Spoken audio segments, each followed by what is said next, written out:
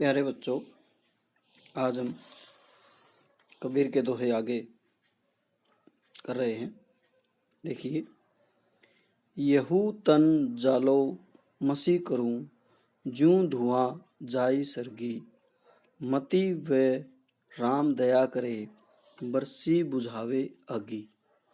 क्या कहते हैं कबीरदास जी कि परमात्मा की तीव्र विरह पीड़ा से घबराकर संत कवि परमात्मा से मिलने की इच्छा जब चरम उत्कर्ष पर होती है, जो विरह का जो पीड़ा है वह जब चरम पर होती है, तो संत की क्या इच्छा है? क्या कहते हैं कबीर जी कि संत कवि की इच्छा है कि मैं अपने शरीर को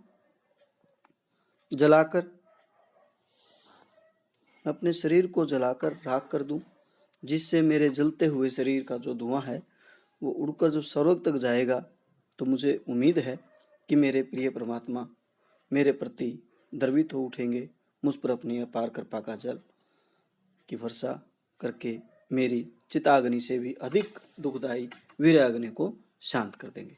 कहने का अभिप्राय है कि कबीरदास जी अपने तन को जलाकर उस परम पिता परमेश्वर से मिलने की इच्छा रखते हैं। उनकी पीड़ा में, उनके विरह में दुखी हैं। वे परमात्मा से मिलने के लिए बहुत व्याकुल हैं। उन्होंने जो उपमा दी है कि वो अपना, जब वो चिता उनकी जलेगी तो उससे जो धुआं उठेगा वो स्वर्ग में जाएगा, और पिता परमेश्वर को इस बात का पता लगेगा कि उनकी मृत्यु हुई है, तो उन पर मोक्ष की प्राप्ति के लिए उन पर जल उनके दया रूपी वर्षा करेंगे। आगे देखिए, विरहा बिरहा जानी कहो, बिरहा है सुलितानी, जिही घटी बिरह न संचरे, सो घट जान मसान। क्या कहते हैं कबीर जी कि हमें विरह को बुरा नहीं कहना चाहिए। बिरहा बिरहा जाने को, कि हमें विरह को बुरा नहीं कहना चाहिए, बल्कि विरह तो एक राजा के समान होता है। भाव यह है कि प्रत्येक साधक के हृदय में ईश्वर के प्रति विरह भावना तो होनी ही चाहिए। जिस साधक के हृदय में, आगे कहता है, जिही घटी विरह न संचरे, जिस साधक के हृदय में विरह का संचरण नहीं होता, वह हृदय तो हमेशा शमशान घाट के समान होता है। आगे देखिए, अघड़िया छाई पड़ी, पंत निहारी कर निहारी, जीवड़िया छाला पड़ा, राम पुकारी पुकारी। क्या कहते हैं कबीरदास जी कि जीव रूपी आत्मा विरह में इतनी कमजोर हो गई है कि उसकी आंखों से कुछ भी दिखाई नहीं देता। यह इसलिए हुआ है कि वो रात दिन परमात्मा अपने प्रियतम का मार्ग देखती रहती है। कहने का भाव है कि प्रियतम रूपी परमात्मा की बाट जोते जोते आंखों के आगे अंधेरा होने लगा है। इतना ही नहीं, जीवड़िया छाला पड़ा, इतना ही नहीं, प्रियतम को पुकारते पुकारते उसके जीभ पर भी छाले पड़ गए हैं, फिर भी प्रियतम नहीं मिले। आगे देखिए, इस तन का दीवा करो, बाती मेलू जीव, लोही सींचो तेल जूं, कब मुख देखो पीव। कबीरदास जी परमात्मा से मिलने के लिए किसी भी सीमा तक जा सकते हैं, किसी भी सीमा तक जाने के लिए तैयार हैं।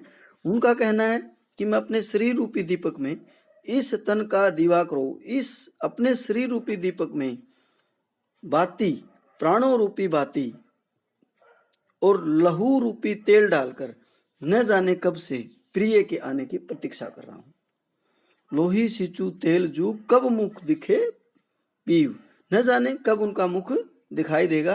कहने का अर्थ है कि कवि की आत्मा प्रिय के दर्शन के लिए बेचैन रहती है। आगे है, मान सरोवर सुभर जल, हंसा केली कराही, मुक्ता हल मुक्ता चुगे, अब उड़ी अनंत न जाए। कबीरदास जी का कथन है कि हृदय का मान सरोवर भक्ति रूपी जल से भरा हुआ है। यहाँ उपमा अलंकार है। क्या कहते हैं कबीरदास जी? रूपक अलंकार है, उपमा अलंकार भी है, रूपक अलंकार। कबीरदास का कथन है कि हृदय का मान सरोवर भक्ति रूपी जल से भरा हुआ है, जिसमें हंस रूपी आत्माएं साधु क्रीड़ा कर मुक्ति रूपी मोती चुगते हैं। इसमें उन्हें बड़ा सुख और आनंद मिलता है। मुक्ता हल मुक्ता चुगे, अब उड़ी अनंत न जावे, इसलिए वे उड़कर किसी विमुक्त हो उनसे विमुक्त होकर अन्य मानसरों में नहीं आ सकती। कहने का भाव है कि मुक्त आत्मा ईश्वर की भक्ति में लीन रहना चाहती है। आगे है, नैना अंतरी आवे तू ज्यों ही नैन छिपेऊ, ना हो देखो और को ना तू देखन देव। हे प्रियतम ईश्वर, आप एक बार मेरी आंखों के अंदर समा जाओ। नैना अंतरी आवे तू, अंतरी अंदर आओ, जो हूं नैनन छिपू। हे प्रियतम, हे ईश्वर, आप एक बार मेरी आंखों के अंदर समा जाओ। जैसे ही आप मेरे नेत्रों में आएंगे मैं अपने नेत्रों को बंद कर लूंगी, मैं अपने आंखों को बंद कर लूंगी। जेहू ही नैन छिपियो, ना हो देखो और को, न तो मैं किसी और को देखूंगी और न ही आपको किसी अन्य को देखने दूंगी। ना तुझ देखन देव। कहने का भाव है, क्या कहते हैं कि कवि ने आत्मा को पतिव्रता नारी के रूप में चित्रित किया है, जो अपने प्रियतम ईश्वर को अपनी आंखों में बिठाना चाहती है। आगे देखिए, हंसी हंसी कंत न पाइए, जिन्नी पाया तीनी रोए, जो हास्यो सी हरि मिले तो नहीं दुहागनी कोई। कबीरदास जी का मत है कि जब तक किसी को हंसते हंसते बिना साधना के भगवान की प्राप्ति नहीं हुई, अब तक किसी को भी हंसते हंसते या बिना साधना के भगवान की प्राप्ति नहीं हुई, बिना परिश्रम किए कुछ नहीं मिलता।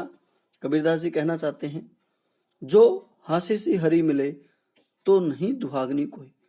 जिस किसी ने भी ईश्वर को पाया है उसे भगवान के वियोग के कष्ट को सहना पड़ा है। यदि हंसते खेलते ईश्वर की प्राप्ति संभव होती तो फिर कोई भी जीवात्मा ऐसी अभागिन न रह जाती जिसे परमात्मा न मिला हो। कहने का भाव है कि परमात्मा की प्राप्ति बहुत ही कठिन है, उनको प्राप्त करने के लिए बहुत साधना करनी पड़ती है, बहुत मेहनत करनी पड़ती है।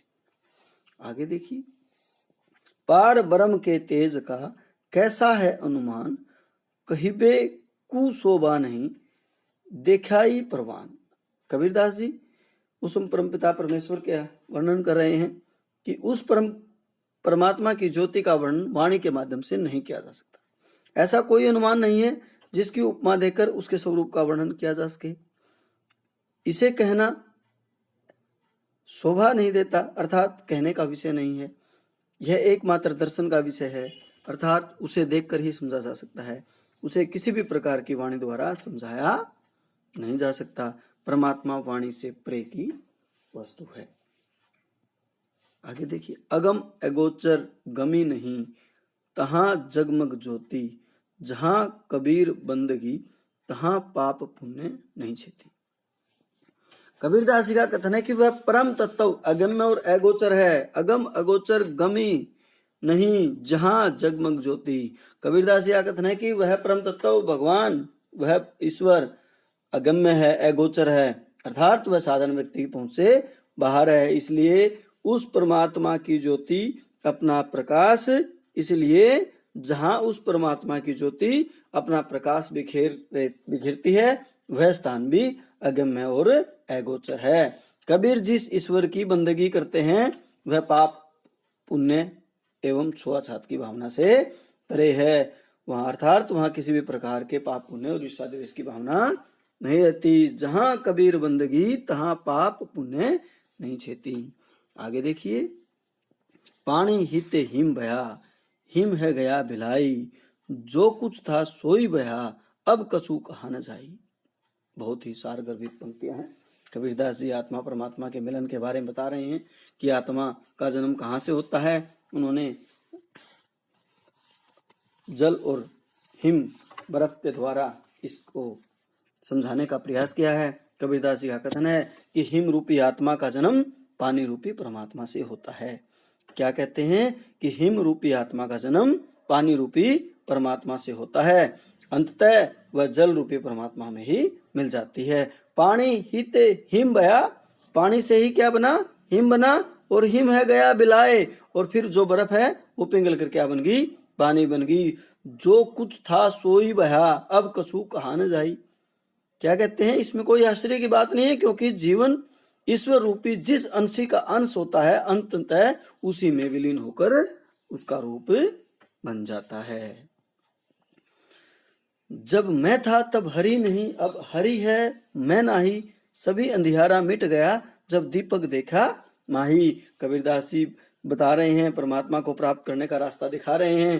क्या कहते हैं कि जब तक मेरे हृदय में अहम भाव था, मेरे हृदय में अहंकार था, तब तक मेरे अंदर में परमात्मा का निवास नहीं उसका। अब मेरे हृदय में प्रभु का निवास है, लेकिन वह अहम भाव नष्ट हो चुका है। भाव है कहने का है कि अहम भाव होने पर प्रभु से मिलन नहीं हो सकता। जब मैंने ज्ञान रूपी दीपक लेकर अपने अंतःकरण को देखा तो मेरा समस्त ज्ञान रूपी अंधकार दूर हो गया। कबीर जी क्या कहना चाहते हैं कि मनुष्य के हृदय में ही परमात्मा निवास करते हैं। मनुष्य को कभी भी अहंकार नहीं करना चाहिए।